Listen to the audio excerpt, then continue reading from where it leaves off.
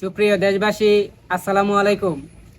আজকে আপনাদেরকে আমি দেখাবো আমাদের বরদলিয়া গ্রামের বরদলিয়া পুরাতন মসজিদ, যেটা তৈরি হয়েছিল 1954 সালে। সেই পুরনো মসজিদ আজকে আপনাদেরকে আমি দেখাবো। 1954 সালে আমাদের মসজিদ নির্মাণ হয়েছিল। আপনারা দেখতে পাচ্ছেন 1954 সালে আমাদের মসজিদ নির্মাণ হয়েছিল। এখন বর্তমান 2024 সাল চলতেছে।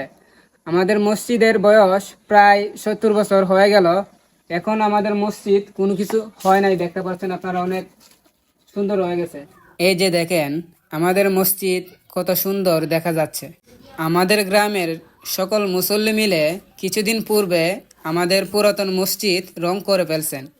অতএব আমাদের মসজিদ অনেক সুন্দর দেখা যাচ্ছে। এখন আমি আপনাদেরকে আমাদের মসজিদের চারদিক ঘুরিয়ে দেখাচ্ছি। আপনারা দেখতে পাচ্ছেন আমাদের মসজিদের চারদিকগুলা রং করে অনেক সুন্দর দেখা যাচ্ছে। আমাদের মসজিদের চারপাশে অনেক ধরনের গাছ লাগানো হয়েছে, যা আমাদের মসজিদকে আরও সৌন্দর্য বাড়িয়ে দিয়েছে। আমাদের মসজিদের চারদিকের দরজা জানালা এখনও নতুন রয়ে গেছে এবং মসজিদের টিনগুলাও নতুন রয়ে গেছে।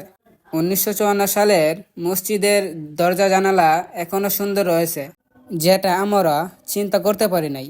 এই যে দেখতে পাচ্ছেন একেবারে নতুন জানালা রয়ে গেছে এবং দরজাগুলোও নতুন রয়ে গেছে।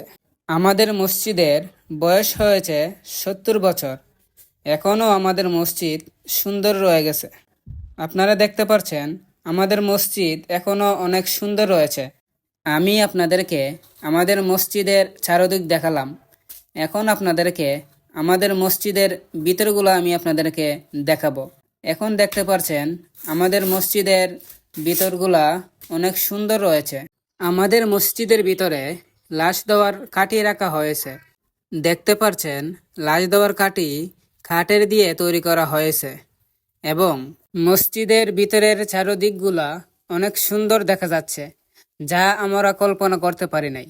এবং আমাদের মসজিদের উপরে বাঁশের দেওয়া সিলিং দেওয়া হয়েছে। এখন আপনাদেরকে দেখাবো আমাদের পুরনো মসজিদের ভিতরে কিভাবে আজান দেওয়া হতো।